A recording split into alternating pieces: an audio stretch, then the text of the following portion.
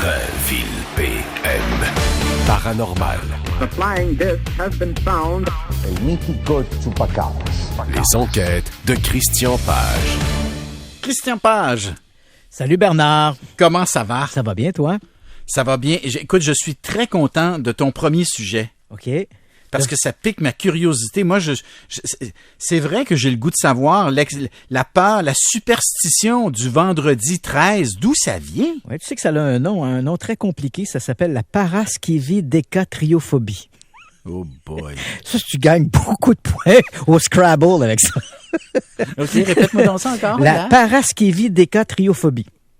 Eh mon Dieu, je te demanderai pas de quelle racine latine. Effectivement. Ça et en fait, ça veut dire la peur du nombre 13. Et ce qui est amusant ici, c'est qu'on se pose toujours un peu la question d'où ça vient, tout ça. Et on va se poser également la question, pourquoi est-ce qu'on est superstitieux et pourquoi on y croit? Parce que tu vois, cette peur du nombre 13, parce qu'on le sait, certaines villes, certains villages n'ont jamais de rue 13 ou d'avenue numéro 13. Plusieurs grands hôtels n'ont pas de 13e étage. On passe de l'étage du 12e au 14e, où on passe par un 12 bis avant de passer au 14e étage. Les bateaux de croisière, par exemple, n'ont pas de cabine numéro 13. Et en fait, pourquoi ce nombre 13? Ben, il y a plusieurs éléments là-dessus. Un premier, il faut savoir que dans l'Antiquité, on se rappelle que les Romains gouvernaient le monde à un moment donné dans l'Antiquité. Et chez les Romains, le nombre 13, c'est le nombre qui venait briser un peu la séquence parfaite. On a 12 heures de jour, 12 heures de nuit. On avait les 12 travaux d'Hercule. On avait les 12 signes du zodiaque. Bon. Donc, le nombre 12, c'est le nombre parfait. Et lorsqu'on ajoute un de plus, on tombe à 13, et là, bien sûr, on brise cette séquence parfaite. Mais dans les grands pays occidentaux, et particulièrement les pays d'obédience judéo-chrétienne, là, ça revêt deux éléments. D'abord, il y a ce 13 qui est associé à la dernière scène. On se retrouve 13 à table, et on sait que l'un d'entre eux, Judas, va vendre Jésus. Donc, le fait d'être 13 à table est devenu un peu synonyme de mauvais présage. Et dans le cas qui nous intéresse, pourquoi le vendredi 13? Oui. Bien sûr, parce que non seulement Jésus a été vendu par un apôtre alors qu'ils étaient 13 à la table, mais Jésus a été crucifié un vendredi. Et dans la Rome antique, et Jésus se fait crucifier un vendredi, c'est vrai que dans la Rome antique, le vendredi était le jour où on exécutait les prisonniers. Donc, on se retrouve avec deux mauvais présages. Le vendredi, c'est pas forcément une bonne journée. Et qui plus est, on a un 13 qui n'est pas non plus un très bon chiffre. Et là, Donc, c'est judéo-chrétien. Oui, parce que dans d'autres pays, par exemple, on n'aura pas les mêmes conceptions. Par exemple, en Chine, ce que l'on n'aime pas, c'est le chiffre 4. Parce que le chiffre 4 en chinois se prononce chi. Et c'est le même mot, c'est la prononciation, c'est un homonyme du mot mort. On n'aime pas ça. En Italie, on n'aime pas le chiffre 17. Pourquoi? Parce que le chiffre 17, écrit en chiffre romain, on peut faire un anagramme qui veut dire dixi, qui veut dire vivre, mais dans le sens j'ai vécu et je vais mourir. Donc, en Italie, on aime moins le chiffre 17. Mais dans les grands pays judéo-chrétiens occidentaux, c'est le chiffre 13 et associé au vendredi. Là, c'est doublement un mauvais signe. Mais c'est amusant parce qu'aujourd'hui, à la fin, lorsque les bureaux les commerces vont fermer, l'Auto-Québec aura enregistré très certainement une augmentation de ces chiffres de vente. Parce que pour tous les gens, ce n'est pas forcément un signe de mauvais présage. Beaucoup de gens qui ne sont pas forcément superstitieux se disent quand même, c'est vendredi 13, alors plutôt que d'acheter un billet n'importe quel jour, je vais y aller aujourd'hui. On ne sait jamais. Il y a peut-être quelque chose dans l'air. Mais en fait, quand on regarde dans les éphémérides, tu auras compris que tu vas trouver des événements dramatiques qui se sont produits des vendredis 13. On pense par exemple, en novembre 2015, les attentats terroristes de Paris se sont produits un vendredi 13. Mais tu vas trouver également dans des éphémérides autant d'événements dramatiques un jeudi 12 ou un samedi 14. Donc, c'est vraiment ce que tu veux. Ce qui est amusant, c'est on se demande souvent pourquoi les gens croient à toutes ces superstitions. Pourquoi ce vendredi 13? Mais pourquoi également on croit aux Mansi? Pourquoi on va voir les tireuses de cartes? Pourquoi on croit au tarot? En fait, la source de ça, la racine de ça, elle est à peu près la même. On n'aime pas croire, on refuse de croire que notre vie n'est finalement qu'une conséquence de hasard. Donc, c'est le hasard qui va déterminer ce que je vais vivre dans ma vie, les gens que je vais rencontrer. Si, par exemple, je viens pour sortir de chez moi et je m'arrête pour nouer, par exemple, ma chaussure, ben peut-être qu'une voiture va passer. Si j'étais sorti 30 secondes plus tôt, j'aurais pu être happé par cette voiture. Donc, notre vie, elle est, somme toute, la conséquence de toute une série de hasards et de décisions arbitraires que l'on va prendre. Et ça, on n'aime pas ça. On n'aime pas croire ça. On aime croire que quelque part, on doit certainement avoir une main mise sur le hasard. Il y a certainement quelque chose que l'on peut faire. Et cette croyance que l'on a des superstitions, ces croyances que l'on a dans les mancies, le tarot, les lignes de la main, tout ça, c'est quelque part, ça nous donne un peu cette prise. Quelque part, on peut déjouer le hasard. Et ça, pour nous, c'est rassurant. Ah oui, tu penses que c'est ça la raison? Oui, absolument. Tu sais que quand elle est arrivée au siècle des Lumières, là, entre le milieu du 18e et le début du 19e, quand est arrivée cette histoire du siècle des Lumières, on a commencé à réfléchir, à avoir un sens critique, et les penseurs de cette époque disaient, bon, ben toutes ces histoires de mancie, de superstition, ça va disparaître. Hein? Bientôt, là, ça n'existera plus. Et pourtant, on est aujourd'hui en 2018, et ces phénomènes, hein, c'est que les croyances dans les mancies ou les croyances superstitieuses sont omniprésentes. Pourquoi? Parce qu'il y aura toujours le fondement chez les êtres humains de ne pas croire, de refuser de croire que notre vie n'est qu'un hasard. Mais je me demande, moi, s'il n'y a pas aussi l'idée qu'on souhaite avoir un destin.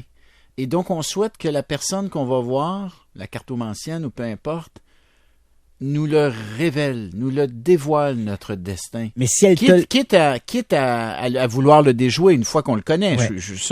Mais tu auras bien compris, Bernard, que si elle te dévoile ton destin, elle te donne le moyen d'avoir le contrôle de ton destin. C'est cette prise que l'on a besoin. Donc, si je te dis, par exemple, Bernard, tu vas aller dans une soirée et je vois dans les cartes, par exemple, une jeune femme brune avec les cheveux bouclés, ben c'est certain que si dans une semaine ou deux, tu te retrouves dans une soirée, il y a une femme, cheveux bruns qui te plaît, elle a les cheveux bouclés, ça risque de te forcer un peu la main. Tu vois, donc, tu as l'impression que quelque part, tout n'est pas qu'une conséquence du hasard. Tu auras un moyen quelconque de pouvoir intervenir, de jouer sur ce hasard de manière favorable ou négative en fonction des décisions que tu vas prendre. Alors écoute, on va s'arrêter parce qu'au retour, moi je veux qu'on parle dans le fond tu parles de contrôler nos vies, hein, de prise de contrôle en fait, et il y en a qui aimeraient bien qu'on puisse, en fait, ils croient à la télépathie. Ouais. Ils croient à la télépathie. En tout cas, ils l'espèrent. Mais tu pourrais y croire toi-même très bientôt, Bernard.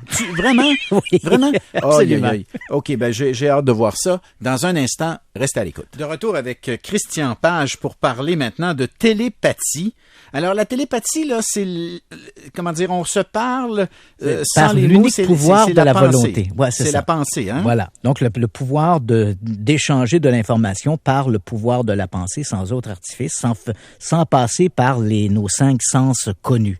C'est assez amusant parce que dès qu'on parle de télépathie, j'imagine que les gens qui nous écoutent à la maison imaginent tout de suite soit des films de science-fiction, un peu à la Stephen King, à la Carrie. On est dans un univers de la parapsychologie, du surnaturel. Christian, Carrie, c'était pas la télépathie, c'était la télékinésie dans son cas. Donc, c'est le pouvoir que la pensée agit sur la matière. Voilà. Donc, on est dans l'univers de la parapsychologie, dans l'univers des phénomènes paranormaux. La télépathie est l'un de ces phénomènes paranormaux. Mais ce dont je veux te parler aujourd'hui, on est plutôt dans le domaine de la science. C'est un article qui vient d'être publié dans le très prestigieux bulletin d'information du MIT, le Massachusetts Institute of Technology. Et c'est un article qui est signé par un professeur de neurologie de l'Université de Washington, un type qui s'appelle Eric Lotard. Et M. Lotard, lui, soutient que d'ici quelques années, il sera probablement possible de faire de la télépathie avec un petit coup de pouce de la technologie. Et là, on suit son raisonnement. Il dit, voilà, les nouvelles technologies se développent à très grande vitesse, hein, et on sait que il y a quelques années à peine, nos téléphones portables, par exemple, étaient des gros boîtiers dont la pile durait quelques heures à peine. Aujourd'hui, c'est tout petit, c'est tout mince, et ça peut durer pendant des jours. Alors, le professeur Lotard soutient que d'ici quelques années, on pourra certainement, notre appareil téléphonique pourra tenir peut-être dans la grosseur d'un microprocesseur de la taille d'un grain de riz et qu'on pourrait éventuellement implanter ce grain de riz de manière sous-cutanée à la base du cerveau et un peu comme notre cerveau agirait un peu comme une interface dans un ordinateur, comme un peu nos échanges Bluetooth sur nos appareils portables. Et là, il pourrait contrôler notre pensée, pourrait éventuellement alimenter certains systèmes de communication de ce petit grain de riz implanté et nous permettre de communiquer avec d'autres personnes en utilisant cette technologie, entre guillemets, semblable à notre Bluetooth. Évidemment, Okay. tout ça semble sorti d'un roman de science-fiction. C'est vrai que l'avènement des technologies, le développement des technologies laisse entrevoir une possibilité dans ce sens-là. Mais pour l'instant, il y a un problème majeur. Et ce problème majeur, même les scientifiques le reconnaissent, c'est il y a encore des difficultés à comprendre quelle est l'interaction entre les neurones du cerveau.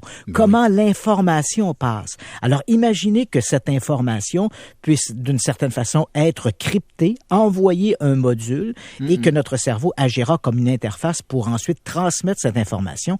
Là, on est très loin il y a loin de la coupe aux lèvres, si je puis dire. Mais néanmoins, c'est quelque chose qui, sur le plan de la technologie, semble tout à fait viable comme hypothèse de départ. Et c'est pourquoi, d'ailleurs, le MIT a publié cet article en reconnaissant, bien sûr, les limites de nos connaissances actuelles. Parce qu'on peut présumer, moi je suis pas un spécialiste, là, mais le processus neurologique là, qui mène à la formation d'un mot, ça c'est précédé, ça se fait très, très, très rapidement, on s'entend, mais c'est précédé de la pensée. Voilà. Et on construit par des mots ce que l'on a d'abord pensé. Donc, ce signal entre la pensée qui s'en va à un moment donné dans une autre partie du cerveau pour aller former des mots, on peut penser que ce signal pourrait prendre un autre chemin et être converti, dans le fond, plutôt que d'être converti dans des mots qu'on verbalise, pourrait être converti dans un autre signal qui serait transmis, donc, un peu comme le Bluetooth, à un autre cerveau qui lui aussi, qui le décoderait. Voilà, donc il y aurait une interface entre les deux qui permettrait de décoder ces signaux. C'est ça. C'est sûr qu'au moment où on se parle, tout ce travail-là que tu as assez bien décrit, donc l'idée de la pensée qui envoie maintenant à la zone de ton cerveau cette partie qui va articuler la pensée, articuler les mots, tout ça, ça reste encore relativement complexe. On ne sait pas trop comment. Il y a beaucoup de zones grises là-dedans. Hein? Faut pas se le cacher. L'étude in vivo des cerveaux n'a commencé qu'il y a quand même. C'est quand même récent. Autrefois, quand on voulait étudier les comportements du cerveau, on devait enlever le cerveau. C'était pas pratique pour la personne. On devait enlever le cerveau pour l'étudier. Maintenant, donc, depuis une vingtaine d'années, maintenant, on peut, grâce à des électrodes, voir comment le cerveau réagit à différents stimuli et comment certaines pensées sont articulées, quelle partie du cerveau interfèrent les unes avec les autres ou travaillent entre elles pour pouvoir articuler ces images, l'imagerie cérébrale et en même temps l'articulation des mots. Donc, tout ça reste encore très complexe, mais c'est vrai qu'on regarde l'évolution des sciences. Il y a à peine 60 ans, par exemple, ça devenait de la science-fiction d'imaginer des membres artificiels qui seraient contrôlés par l'influx nerveux. Moi, je me rappelle quand j'étais gamin, je lisais des romans de Bob Moran et le némésis de Bob Moran, Monsieur Ming, alias l'ombre jaune, avait une main qui était contrôlée par l'influx nerveux. Ça relevait de la science-fiction et aujourd'hui, cette technologie, elle est disponible. Donc, quelle sera la technologie dans 20 ou dans 30 ans? Peut-être que cette idée de faire de la télépathie en utilisant des interfaces directement implantées à la base du cerveau pourra être fonctionnelle.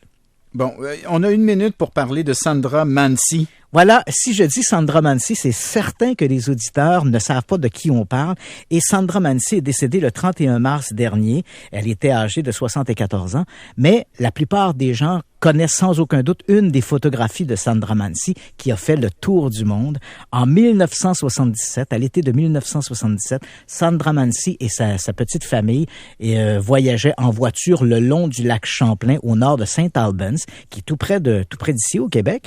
Et Et voilà qu'elle voit une forme sortir de l'eau, alors que ses enfants, ils se sont arrêtés pour faire un pique-nique, et alors que les enfants batifolent dans l'eau sur le bord de la rive, elle voit cette forme sortir de l'eau, elle se précipite, prend son appareil photo et va croquer une photographie de ce qui va devenir la plus célèbre photographie du monstre du lac Champlain, donc Champ, la mystérieuse créature lacustre. Mais bon, cette photo, elle est connue dès qu'on fait avec nos moteurs de recherche, on tape Champ, monstre, c'est immédiatement la photo de Sandra Mansi qui sort. Bon. Et moi, j'ai eu la chance de la rencontrer à quelques reprises. C'est une femme excessivement discrète qui n'a jamais essayé de capitaliser sur cette photographie. Mais je te dirais même qu'à la limite, ça la mettait un peu mal à l'aise, cette histoire de photographie du monstre du lac Champlain. Donc, c'est sûr que le doute est toujours permis. Personnellement, je crois pas qu'il y ait un monstre dans le lac Champlain, mais qui sait? Cette photographie nous fait réfléchir. Christian Page, merci. Ça fait plaisir, Bernard. La semaine prochaine, tu as une conférence d'ailleurs samedi le 21 avril, christianpage.ca si ça vous intéresse, les grandes énigmes de l'histoire.